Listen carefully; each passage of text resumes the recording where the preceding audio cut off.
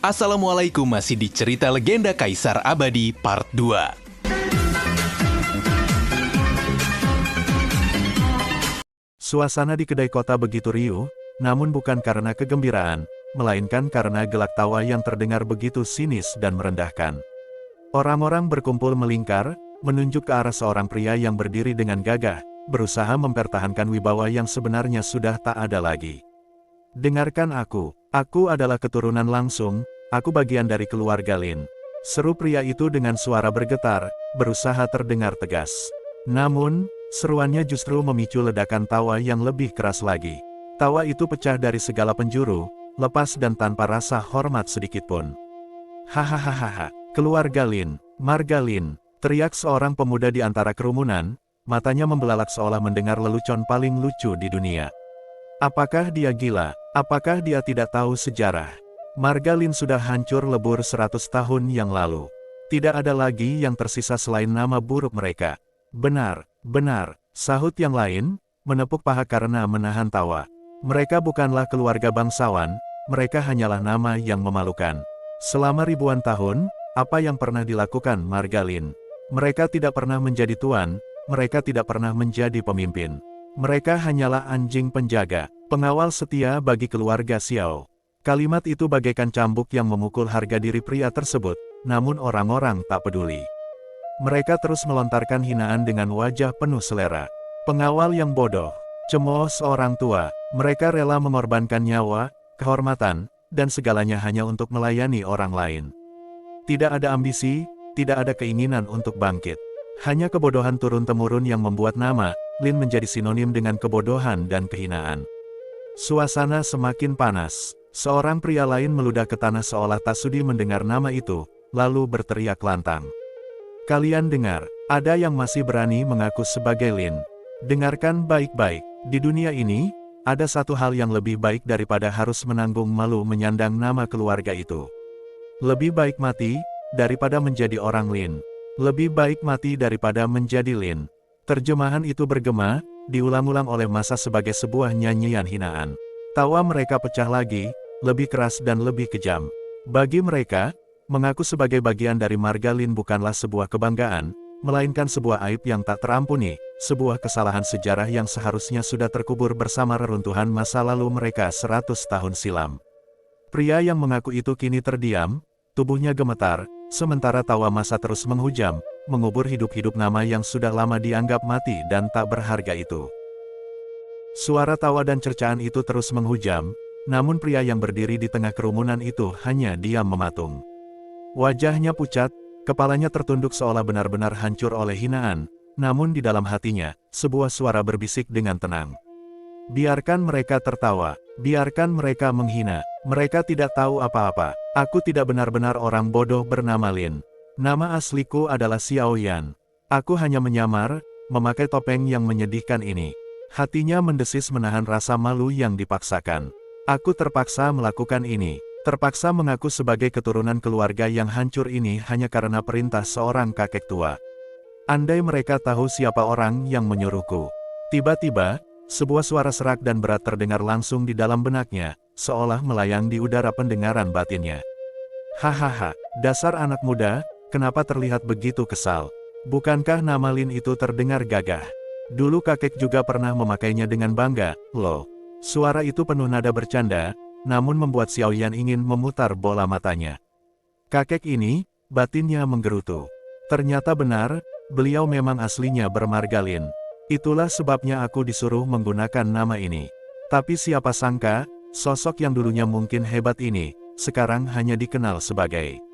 Aduh, kepala pusing sekali. Di mana ada anggur berkualitas ya? Lanjut suara itu di dalam kepalanya, terdengar begitu malas dan tak peduli. Xiao Yan menelan ludah. Ya, tak seorang pun di dunia luar yang tahu bahwa roh yang bersemayam bersamanya itu adalah keturunan asli marga Lin. Bagi semua orang, sosok itu hanyalah kakek pemabuk yang tinggal di sudut gua sunyi, yang tak punya kekuatan, tak punya wibawa, hanya tahu meminta minuman dan tidur sepanjang hari. Tak ada yang akan percaya bahwa orang yang menyuruhnya menanggung aib ini adalah seorang kakek yang kerjanya hanya mendengkur dan mencari alkohol. Sabar, Xiao Yan, batinnya menenangkan diri sambil tetap membiarkan orang-orang terus meludahi nama Lin. Hanya butuh waktu. Biarkan mereka mengira aku bodoh. Biarkan mereka mengira marga Lin hanyalah sampah. Mereka tidak tahu bahwa di balik nama yang hina ini, ada kakek Lin yang sebenarnya, meskipun sekarang cuma jadi pemabuk. Tawa orang-orang masih terus bergema, namun tatapan mata Xiao Yan yang tertunduk itu kini menyimpan rahasia besar yang tak bisa dihancurkan oleh sekadar kata-kata. Suasana yang riuh dengan tawa dan hinaan itu tiba-tiba terhenti total. Duar, pintu utama kedai itu hancur berkeping-keping, kayu-kayu itu terlempar ke segala arah karena hantaman kekuatan yang dahsyat. Debu beterbangan, dan sebuah sosok tinggi besar dengan baju zirah hitam berhias emas melangkah masuk dengan aura mematikan yang membuat udara seketika menjadi dingin. Itu adalah Kapten Lei, pengawal khusus Kaisar, sekaligus wakil kepala Biro Intelijen Kekaisaran. Matanya tajam seperti elang, memindai seluruh ruangan dengan cepat hingga akhirnya tertuju tepat pada tubuh Xiao Yan. Tangkap dia, orang ini berani mengaku sebagai Xiao Yan, nama yang sama dengan keturunan Kaisar Abadi. Ini penghinaan terhadap tahta, bawa dia ke penjara bawah tanah. Teriak Kapten Lei dengan suara yang bergema seperti guntur. Para pasukan di belakangnya siap melompat untuk menangkap. Xiao Yan yang masih tertunduk hanya diam, sementara orang-orang di sekitar mulai berteriak panik. Tunggu, Tuan Kapten, salah paham. Pemilik kedai yang sudah tua berlari tergopoh-gopoh menghalangi jalan, wajahnya pucat pasi. Dia bukan Xiao Yan, dia tidak berani mengaku sebagai keturunan Kaisar. Lihatlah dia, orang ini hanyalah orang bodoh dari keluarga yang sudah hancur. Namanya Lin Huang, dia bermarga Lin. Marga, Lin. Kapten Lei mengerutkan kening, lalu menatap Xiao Yan dari atas ke bawah dengan tatapan penuh selidik. Perlahan, ekspresi tegang dan ganas di wajahnya berubah menjadi sesuatu yang jauh lebih menghina. Tiba-tiba, ha. Kapten Lei tertawa terbahak-bahak. Tawanya begitu keras hingga dinding kedai seolah bergetar. Dia tertawa seolah mendengar berita paling lucu dan konyol di dunia. Jadi, kau ini orang Lin. Lin Huang. Kapten Lei menunjuk hidung Xiao Yan, bahunya terguncang karena menahan tawa. Aku kira siapa, ternyata cuma keturunan anjing penjaga. Keluarga yang sudah mati 100 tahun lalu. Keluarga yang terkenal bodoh karena rela jadi budak selama ribuan tahun. Dengan amarah yang bercampur rasa geli yang ekstrim, Kapten Lei menghentakkan tangannya ke meja besar di sampingnya. Duar, meja batu yang tebal itu seketika hancur menjadi bubuk. Serpihan kayu dan batu berhamburan ke wajah orang-orang di sekitar. Dasar sampah, maki Kapten Lei sambil masih terkekeh. Aku hampir saja membunuhmu hanya karena namamu mirip. Ternyata kau cuma orang Lin. Orang sepertimu bahkan tidak pantas untuk aku tangkap, membayar makananku saja tidak mampu. Minggir, jangan mengotori tanganku. Dia meludah ke tanah tepat di depan kaki Xiao Yan, lalu berbalik badan dengan wajah penuh jijik, seolah berurusan dengan orang bernama Lin adalah hal paling memalukan dalam hidupnya. Di dalam hati, Xiao Yan mengepal tangannya kuat-kuat.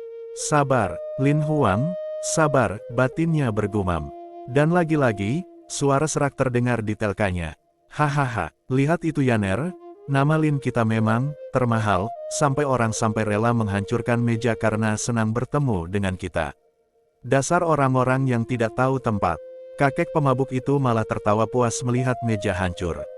Setelah puas melontarkan hinaan dan merasa telah melakukan hal agung dengan menghancurkan meja, Kapten Lei pun meludah sekali lagi ke arah Xiao Yan. Membuang waktuku saja berurusan dengan sampah. Gerutunya, lalu berbalik dan melangkah keluar dengan angkuh, diikuti oleh pasukannya yang berbaris rapi. Pintu yang sudah hancur dibiarkan begitu saja, meninggalkan suasana yang mencekam namun kini terasa lebih berat dari sebelumnya. Kerumunan orang masih terdiam, masih gemetar karena ketakutan yang baru saja berlalu. Namun, perhatian mereka perlahan beralih ke sudut paling gelap dan sepi di kedai itu. Di sana, pemilik kedai yang tadi terlihat lemah dan takut, kini duduk bersila dengan wajah yang berubah total. Di sebelahnya, duduk sosok kakek tua pemabuk yang biasanya bau alkohol dan terlihat compang camping. Mereka duduk berhadapan, tatapan mata mereka bertemu tanpa berkedip. Tidak ada senyum, tidak ada tawa. Hanya keseriusan yang membekukan udara. Sudah 100 tahun, Lin, ucap pemilik kedai dengan suara rendah namun terdengar jelas sampai ke telinga semua orang. Suaranya berat, penuh wibawa. Ya, Yao, 100 tahun aku bersembunyi, membiarkan nama kami diinjak-injak agar musuh lengah, jawab kakek pemabuk itu. Matanya yang tadi sayu kini bersinar tajam seperti pedang yang baru diasah.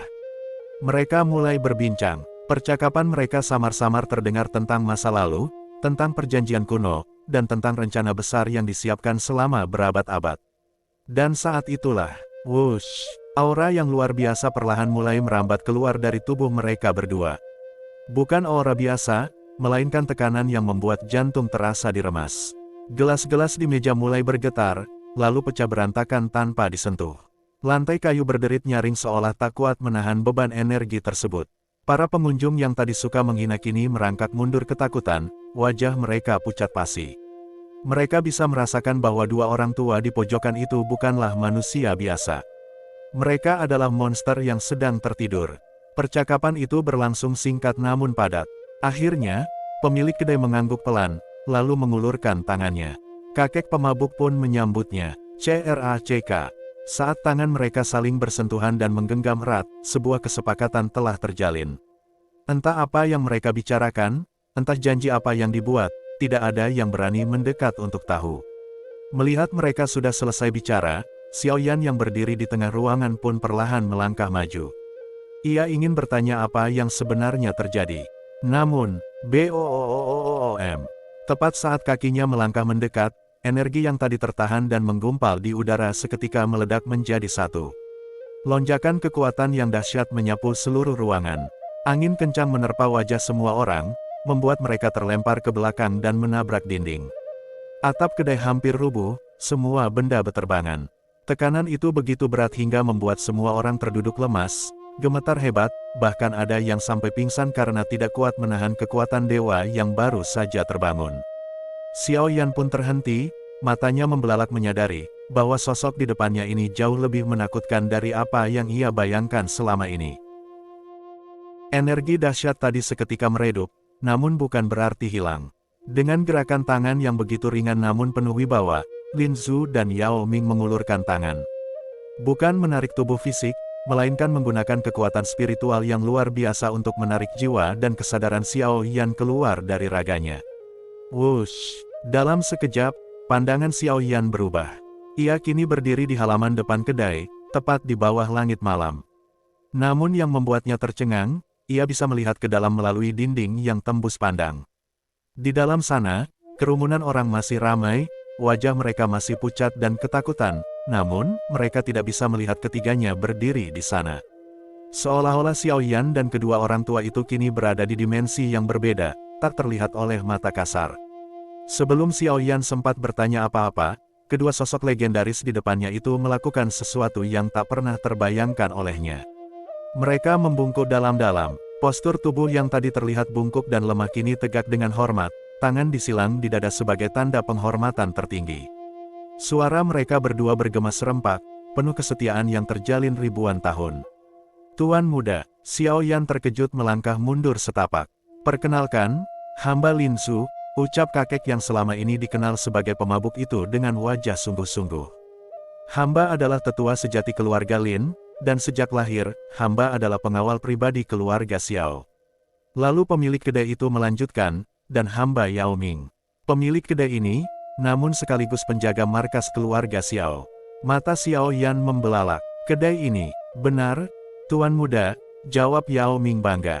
Bukan sekadar tempat minum, ini adalah pusat informasi terbesar di daratan utama. Selama ratusan tahun, hamba dan seluruh klan Yao bekerja dalam bayang-bayang. Tugas kami adalah menyebarkan berita, memantau musuh, dan yang terpenting, menyembunyikan keberadaan keluarga Xiao agar musuh tidak pernah bisa melacak jejak darah murni kalian. Lin Zhu pun menatap Xiao Yan dengan mata berkaca-kaca, sedangkan kami keluarga Lin. Sejak leluhur pertama, kami bersumpah setia. Kami adalah pedang dan perisai. Di mana ada keluarga Xiao, di situ ada keluarga Lin yang menjaga. Mereka bilang kami bodoh. Mereka bilang kami hamba. Biarkan saja, karena menjadi pengawal bagi kaisar sejati adalah kehormatan tertinggi yang tak bisa dibeli dengan apapun. Kemudian, sejarah kuno pun terurai jelas di hadapan Xiao Yan. Keluarga Yao memiliki kekayaan yang tak terhitung jumlahnya, bahkan dikenal sebagai keluarga terkaya kedua di seluruh dunia. Hanya satu keluarga yang berada di atas mereka, yaitu keluarga Xiao. Karena jasa dan kesetiaan mereka, keluarga Yao dianugerahi gelar kehormatan sebagai Raja Barat, menguasai wilayah barat yang subur dan makmur. Keluarga Lin memiliki kekuatan tempur dan seni bela diri tertinggi. Mereka dianugerahi gelar Raja Timur, menjadi benteng pertahanan terkuat di perbatasan timur. Keluarga Xiao, di atas segalanya. Selama ribuan tahun, takhta dan kekuasaan tertinggi selalu berada di tangan mereka. Mereka adalah kaisar abadi yang memerintah secara turun-temurun. Raja-raja lain tunduk, dan seluruh dunia mengakui keunggulan darah mereka. Mereka yang tertawa di dalam sana tidak tahu apa-apa, ucap Lin Su dingin. Mereka mengira marga Lin sudah hancur, mereka mengira nama Xiao sudah hilang. Padahal kami hanya bersembunyi, menunggu waktu yang tepat. Dan sekarang, Tuan Muda, kalian telah kembali. Angin malam berhembus kencang, mengibarkan pakaian mereka, seolah menyambut kembalinya sang penguasa sejati yang telah lama hilang.